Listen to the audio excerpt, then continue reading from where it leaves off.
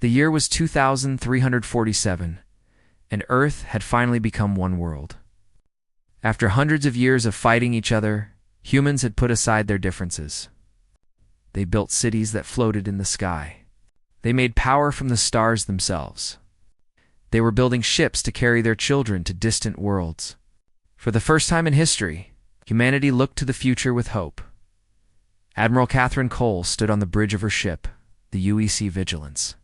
She was 53 years old, with dark hair that had streaks of gray in it. Her eyes were tired but sharp. She had spent 30 years in the military and she knew what danger looked like. But nothing had prepared her for what was about to happen. Her first officer, Commander Daniel Harris, stood beside her. He was a calm man who never panicked. Catherine trusted him with her life. They had served together for 10 years. She could not imagine commanding without him. Lieutenant Amy Dawson sat at her station watching the sensors. She was young, only 25, but she was one of the best officers Catherine had ever trained. When Amy's voice came through the bridge, it was shaking. "Admiral, something is coming. Near Jupiter. Many contacts." Catherine walked forward. Her boots made clicking sounds on the floor. "How many?" Amy's face went white. Her hands were trembling as she read the numbers. 100. 200.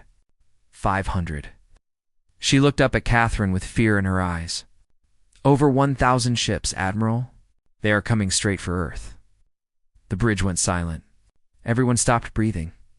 1,000 ships. Earth's entire defense fleet was only 72. Vessels, the message came on every screen and every speaker on Earth. It spoke in every human language at the same time. "People of Earth, you have been watched. You have been judged. Your world now belongs to the Galactic Dominion. Do not fight. Fighting is foolish. You will take apart your weapons and prepare to join us. You have one day." Galactic Dominion had ruled this part of the galaxy for 300 years. They were made of 12 different alien species, all of them having given up their freedom long ago. The Dominion did not ask permission. They did not make deals. They simply took what they wanted. Catherine listened to the message without moving. Around her, her crew looked scared. Some of them were crying. They all looked at her, waiting for her to tell them what to do. Daniel spoke quietly so only she could hear. "Admiral, we cannot win this fight. They have 50 ships for every one of ours." Catherine turned to look at him. Something hard appeared in her face, something that had been sleeping inside her for her whole life. "Then we will make every ship matter." She opened a channel to every ship in the fleet. "All hands, this is Admiral Cole. You heard what they want. They want us to give up. They want us to become their slaves. They want us to forget everything our grandparents built and everything our children deserve." She paused. "I say we give them a different answer." On Earth below, President Marcus Grant spoke to the entire world. He stood in the Coalition Assembly Hall, a beautiful building where representatives from every nation gathered. His wife Patricia sat in the front row with their 2 young sons. Marcus was tall with kind eyes. But today, his eyes were hard. Today, he was not just a president. He was a father protecting his children. "They call themselves the Dominion," he said. "They think that because their ships are bigger and their technology is older, they can take our freedom. They are wrong." 7 billion people watched their screens. In every city, in every village, in every home, humans listened.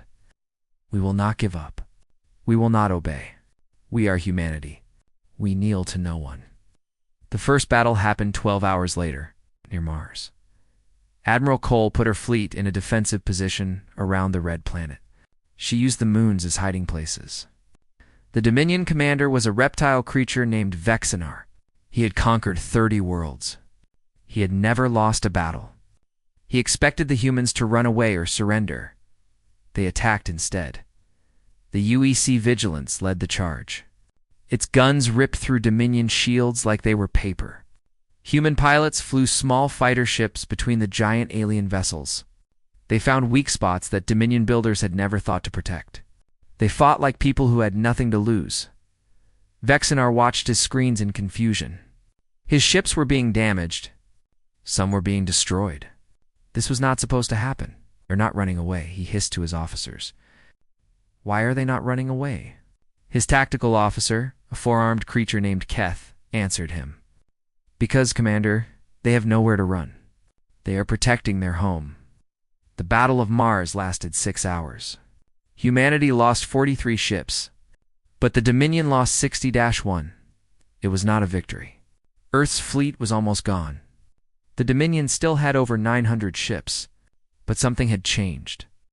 For the first time in 300 years, the Dominion had been hurt by a species they considered primitive. Admiral Cole sat in her command chair as her damaged ship limped back toward Earth.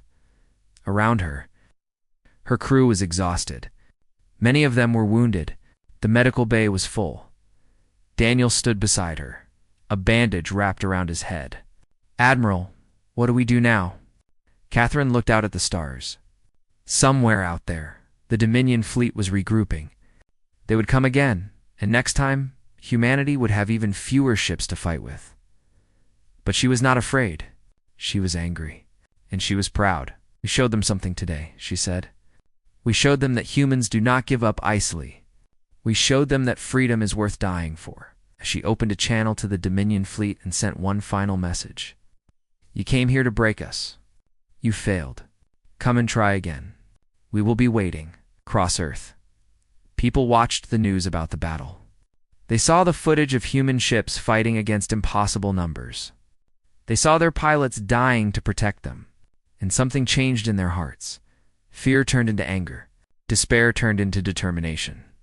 7 billion people looked up at the sky and made the same promise. We will not surrender. We will not be slaves. We will fight until our last breath. The Dominion had come to conquer a planet. Instead, they had awakened something they did not understand. They had awakened humanity's spirit, and that spirit would not be broken. In her quarters that night, Catherine Cole looked at a picture of her family. Her parents were dead. Her husband had died in an accident years ago. She had no children. The fleet was her family now. She touched the picture gently and made a silent promise. I will protect them. Whatever it takes. I will protect them all. Outside her window, the stars shone cold and distant. War was coming. The biggest war humanity had ever faced. And Catherine Cole would be ready for it. The day the sky burned was just the beginning. The Dominion did not accept failure. Within 1 week, more ships arrived from across the galaxy. Their fleet grew to 3,000 vessels. Earth's remaining 29 ships could not stop them. Admiral Catherine Cole fought until the very end. The UEC Vigilance was hit by enemy fire again and again. When the ship started to break apart, she ordered her crew to escape. She was the last one to leave, climbing into an escape pod just seconds before the reactor exploded. From her small pod, she watched her ship die. It had been her home for 15 years. Now it was just fire and metal falling toward Earth. Earth fell that day. But it did not surrender. The Dominion set up their headquarters in Geneva. They took over the old United Nations building and filled it with their soldiers and their machines. Governor Zethkon was put in charge of Earth. He was a giant insect creature, taller than any human, with many eyes and sharp claws that clicked when he moved. These humans are strange, Zethkon told the Dominion Council. They have lost everything, but they still resist. They still fight. The Council's answer was simple. Break them. Make them forget they were ever free. Dominion soldiers patrolled every city. They took away all weapons. They closed all schools and opened new ones where children were taught that humans were weak and foolish. They told the children that the Dominion was their friend, their protector, their master. Parents were forced to watch as their children learned to hate their own history. But humans have long memories, and they do not forget easily. In the ruins of Chicago, a man named Samuel Porter gathered people in secret. He was a former Marine, a big man with rough hands and scars on his face. He did not speak much, but when he did, people listened. They want to erase us, Samuel told his followers. They sat in a dark basement under a destroyed church. Water dripped from broken pipes. Rats ran across the floor. But nobody complained. They want to take away everything that makes us human. I say we don't let them. His group started small, just 12 people, then 50, then 500. They called themselves the Ember, because even a small spark can start a great fire. Other groups formed across the world. In Tokyo, a scientist named Dr. Linda Yamamoto worked in her secret laboratory. She was small and quiet, with glasses that she was always pushing up her nose. But her mind was brilliant. She studied the Dominion's technology and found weaknesses in their shields. Their shields are strong, she told her colleagues, but they have a flaw. If we hit them with the right frequency, they will fall. In Lagos, a young engineer named Benjamin Okonkwo built communication devices that the Dominion could not detect. He was only 22 years old, but he was smarter than engineers twice his age. His devices let resistance groups talk to each other without being caught. In Sydney, a former pilot named Rachel Morrison trained new pilots in secret. She used old simulators hidden in underground bunkers. The Dominion had destroyed all human aircraft, but Rachel knew that one day humanity would fly again. You will need to be better than good, she told her students. You will need to be perfect, because when the time comes, we will only have one chance. Governor Zethkan grew more and more frustrated. Every time his soldiers destroyed one resistance group, 2 more appeared. His prisons were full, but more prisoners kept coming. I have ruled 50 worlds, he complained to his advisors. None of them caused this much trouble. What is wrong with these humans? One of his advisors, an old creature with pale blue skin and tired eyes, gave him a warning. Perhaps, Governor, we have made a mistake. Perhaps these humans are not like other species. Zethkin waved his claw in anger. They are animals, primitive animals. They will learn to obey. But the humans were learning something else. They were learning how to fight back. Admiral Catherine Cole had survived the fall of Earth. She went into hiding, moving from city to city, always one step ahead of the Dominion patrols. She made contact with resistance groups around the world. Slowly, she began to unite them. Daniel Harris worked with her. He had escaped the vigilance with burns on his arms and a wound in his leg, but he refused to rest. Every night, he helped smuggle weapons and medicine to the fighters. We need to be patient, Catherine told her commanders during a secret meeting. They sat in an abandoned mine deep in the mountains of Colorado. The only light came from small lanterns. We cannot beat them in a straight fight. Not yet, but we can hurt them. We can make them afraid. And when the right moment comes, we will strike. Their first big attack came 6 months after the occupation began. Samuel Porter led a team of 50 fighters to destroy a Dominion supply base in Detroit. They moved through the night like shadows. They planted explosives. They disappeared before the Dominion knew what happened. The explosion was so bright that people saw it from miles away. Thousands of tons of Dominion supplies were destroyed in seconds. More attacks followed. Power stations were destroyed. Communication towers were torn down. Dominion patrols went into certain neighborhoods and never came out. The occupation that was supposed to be easy became a nightmare. Governor Zethkin could not sleep. Every night, he heard explosions in the distance. Every morning, he received reports of more attacks, more dead soldiers, more failures. How? He screamed at his officers. How are they doing this? We have taken their weapons. We have taken their leaders. We have taken everything. But he had not taken their spirit. And that was something he could never understand. In her hiding place, Catherine Cole received a message from Offworld. It was weak, barely readable, but it carried hope. Other species under Dominion rule had heard about Earth's resistance. They were watching. They were wondering if maybe, just maybe, they could resist too. Catherine smiled for the first time in months. Do you see, Daniel? We are not just fighting for ourselves anymore. We are fighting for everyone who has ever lived under the Dominion's boot. Daniel nodded. Then we better win. We will, Catherine said. I don't know how. I don't know when. But we will. Outside, the stars shone through broken clouds. Somewhere up there, the Dominion believed they had one. They believed Earth was broken. They believed humanity was defeated. They had never been more wrong. The occupation would last for 2 more years. 2 years of blood and pain and sacrifice. 2 years of darkness.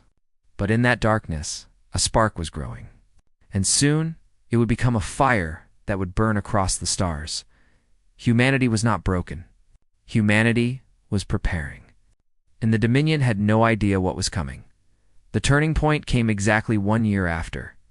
Earth fell. Governor Zethkin wanted to show the humans that resistance was hopeless. He planned a public execution in New York City. 20 resistance fighters would die in front of millions of people. This would teach the humans to obey. This would break their spirit forever. Samuel Porter was one of the prisoners. He had been caught during a raid that went wrong. A traitor had given away their location. Dominion soldiers had surrounded them in the night. Most of his team escaped, but Samuel stayed behind to give them time.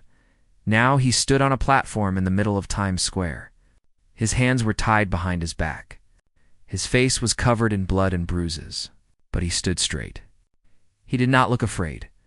Around him, 19 other fighters stood in a line. Some were old, some were young.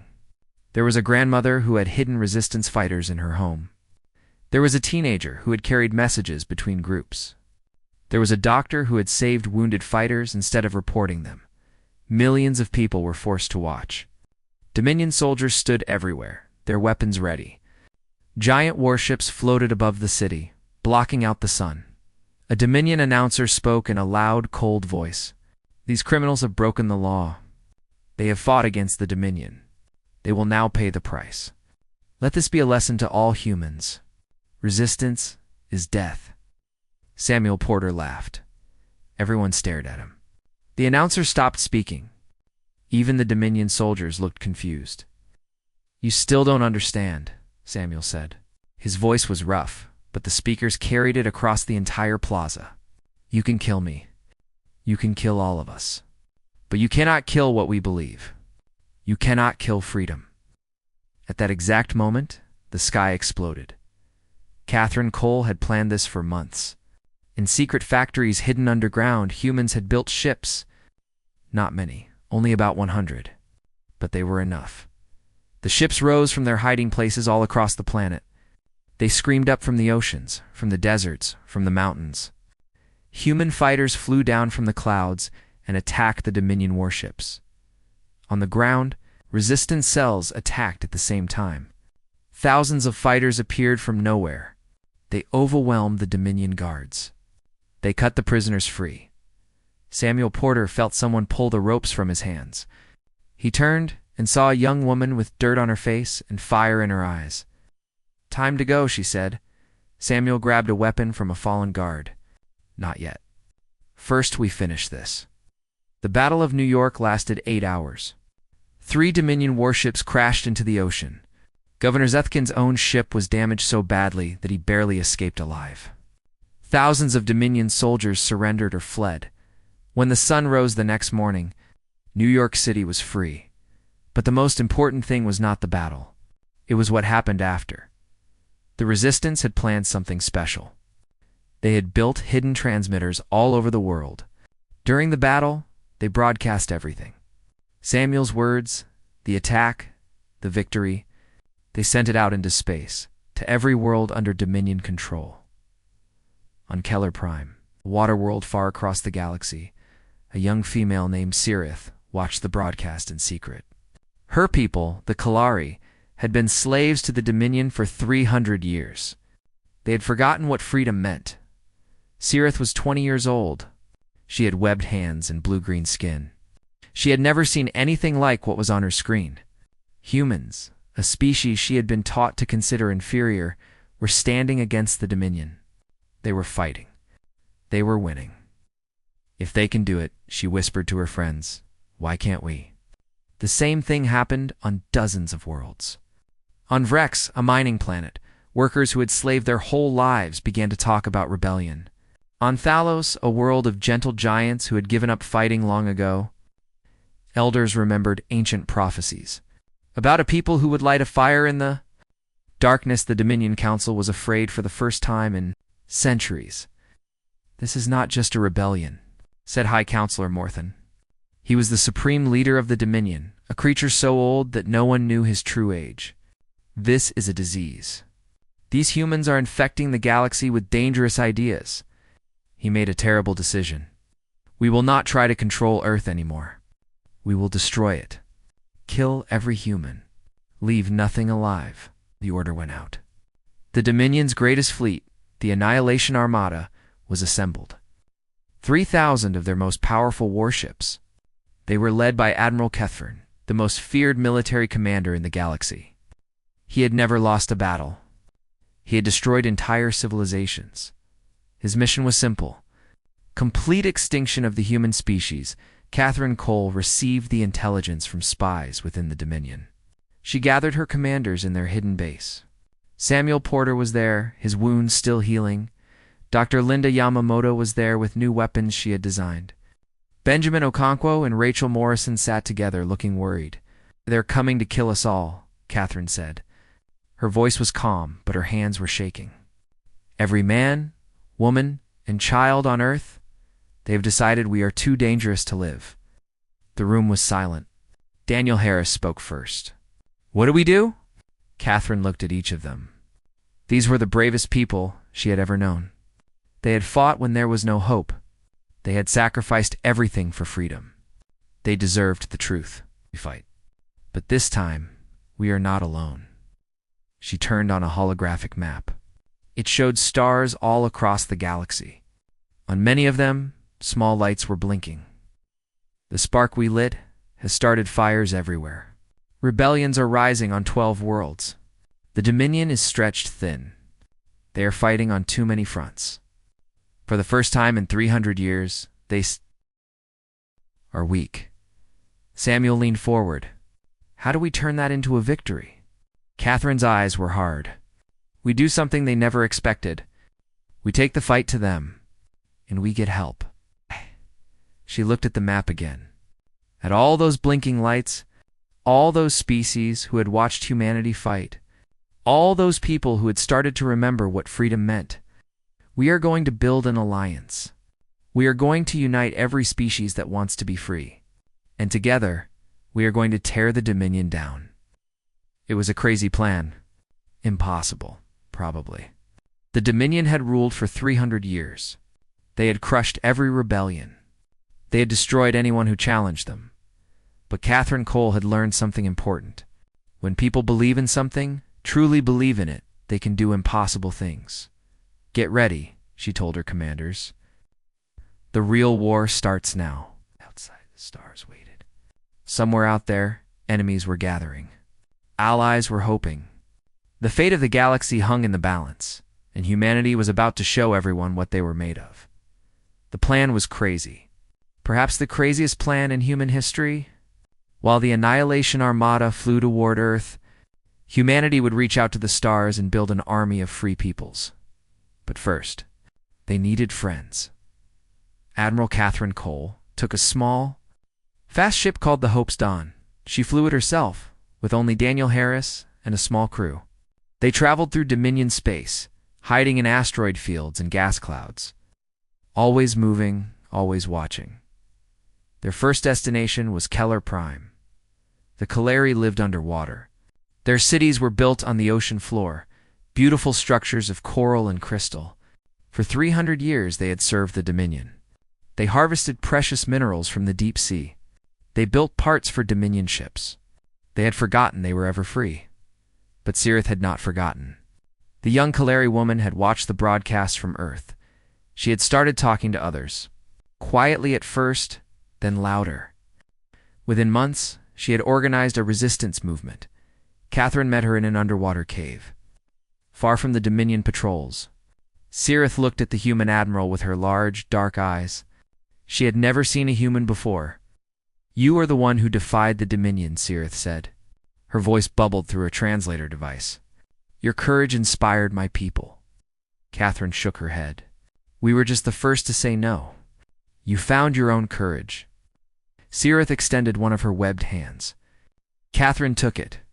The Kaleri's skin was cool and smooth. "Then let us fight together," Cirith said. "Let us show the Dominion that they cannot keep us in chains forever."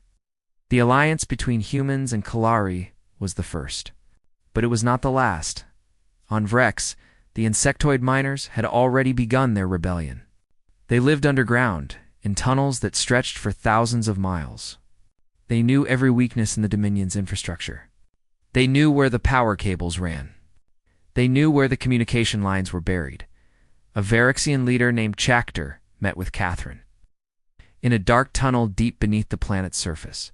He was smaller than most Vrexians, but his eyes were sharp and clever. "The Dominion thinks we are stupid," Chactar clicked. His mandibles moved rapidly as he spoke. "They think because we dig in the dirt, we know nothing. They are wrong. We know everything about their systems, and we are ready to tear them down." On Thalos, Catherine found something unexpected. The Thalassians were giants, 3 times taller than humans, with skin like stone and voices like thunder. They had been warriors once, long ago, but the Dominion had beaten them so badly that they had given up fighting forever. The elder of Thalos was named Gorman.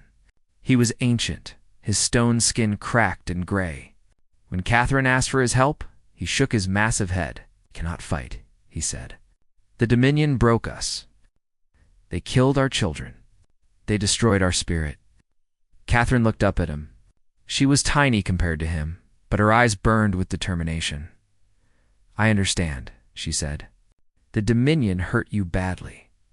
But they are hurting others right now. They are about to kill my entire species.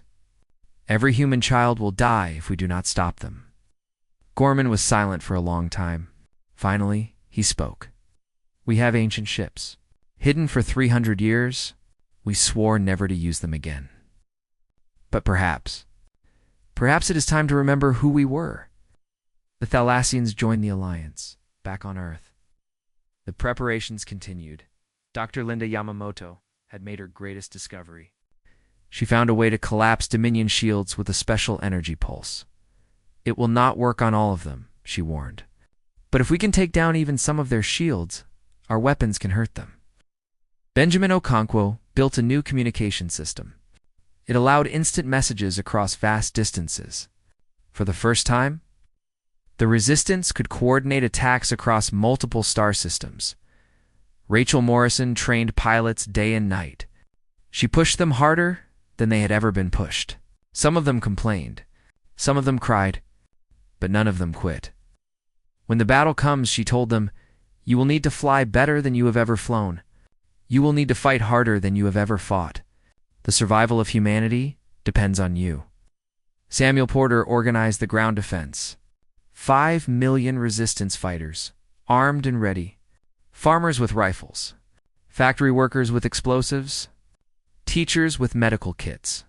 Everyone who could hold a weapon stood ready to defend their world. The day before the Annihilation Armada was supposed to arrive, Catherine Cole spoke to humanity one final time. Her face appeared on every screen, in every hidden base, in every heart. Tomorrow, they come to end us.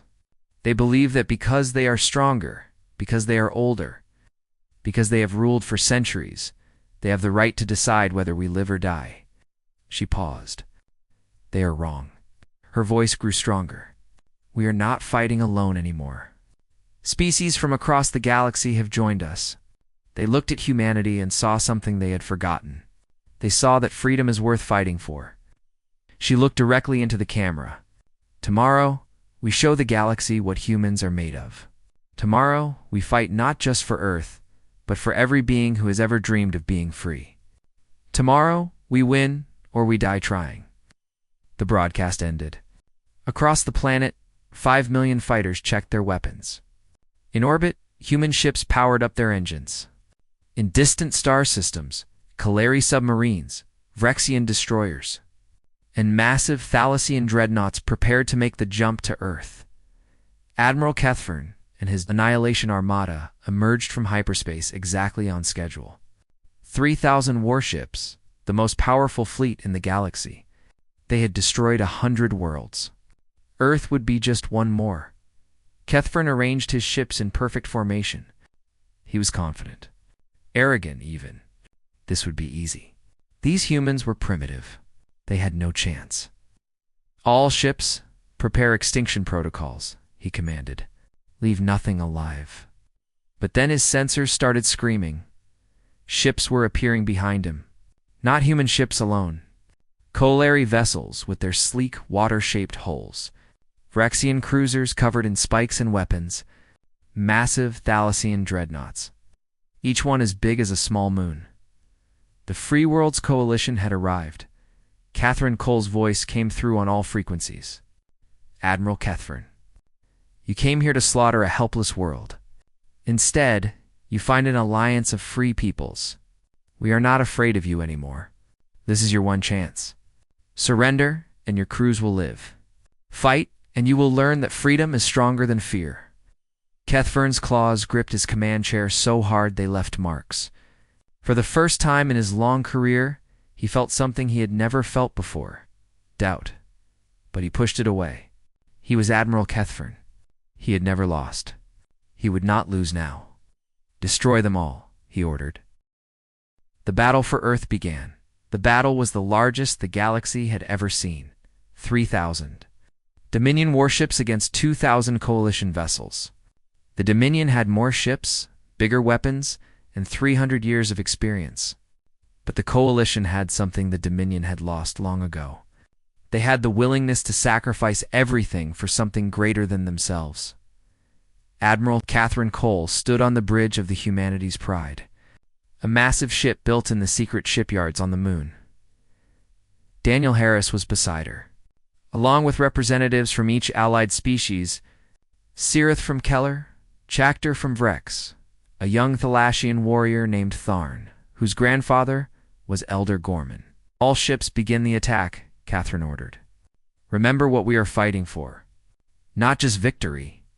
We are fighting for the future of every being who dreams of freedom." The Coalition fleet split into smaller groups, each with a specific target.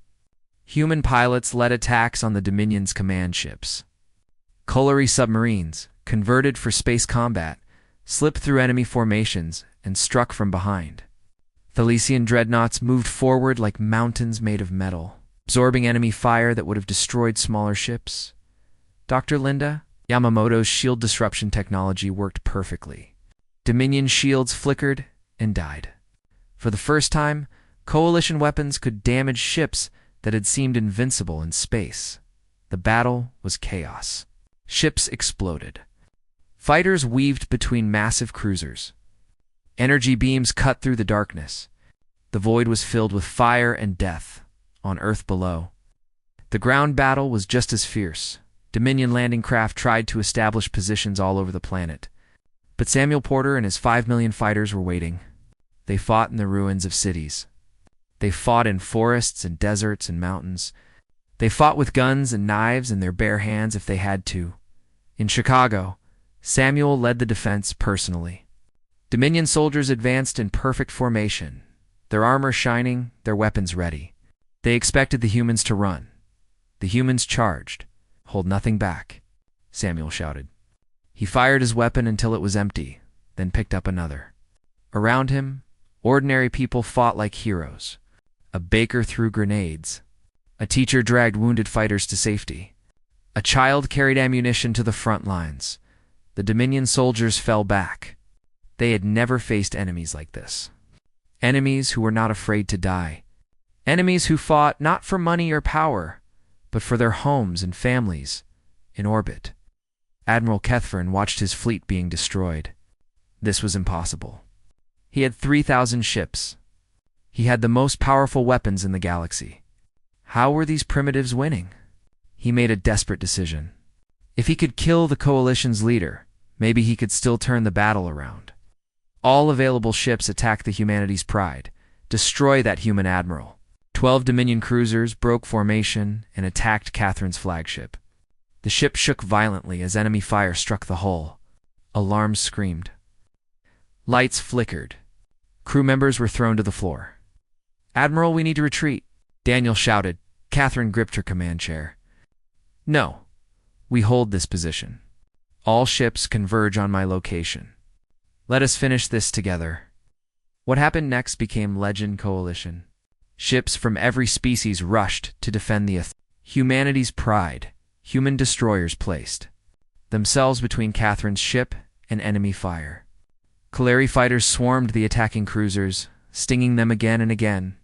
A massive Thalassian dreadnought, commanded by Elder Gorman himself, moved directly into the path of Catherine's own vessel.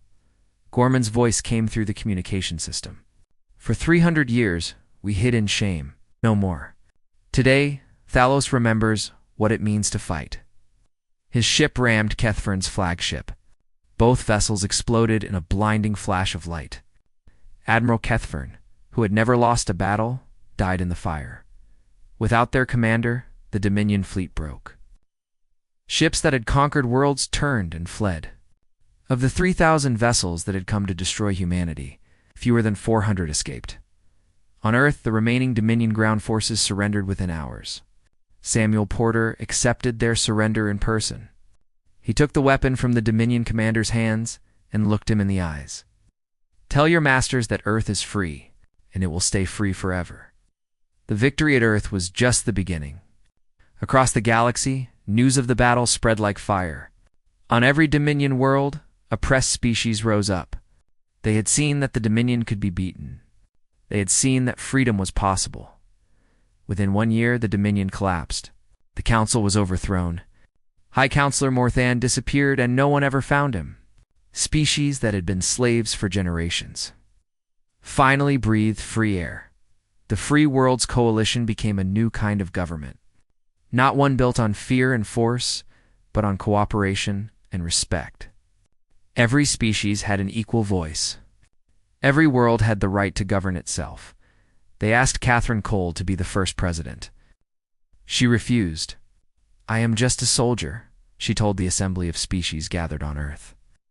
"What we need now are builders, not fighters. People who can create, not destroy." She recommended Marcus Grant, who had led humanity through its darkest days. He accepted, becoming the first human president of the Galactic Federation of Free Worlds. At the celebration, Cirith of Keller spoke for all the liberated species. She stood before representatives from 100 worlds, her voice clear and strong. "For 300 years, we forgot what freedom meant. We accepted our chains because we could not imagine breaking them. Then we met humanity. They showed us that freedom is not given. It is taken. It is not a gift. It is a right, and it is worth any price." Catherine Cole watched from the back of the room. Daniel Harris stood beside her, his arm in a sling from wounds he received during the battle. They had both grown older during the war. Their hair was grayer. Their faces had more lines, but their eyes were bright with hope. "What now?" Daniel asked. Catherine smiled. "Now we help them build something better. The Dominion tried to break us, and we broke them instead. But destruction is not enough. We have to create something worth protecting." She looked up at the stars visible through the ceiling. "Humanity rewrote the stars today. Let us make sure the story we write is worth telling." 100 years later, a memorial stood on a hill overlooking Geneva. It was a simple wall of black stone with the names of everyone who died fighting for freedom. An elderly Scolari named Cirith stood before the memorial with students from across the galaxy. Humans, Kaleri, Vrexians, Thalassians, and many other species listened as she spoke. "I was there," she said. Her voice was weak with age, but clear with memory. "I was there when the humans stood alone against an empire. I was there when Admiral Cole said words that changed everything. Freedom is stronger than fear." A young human girl raised her hand.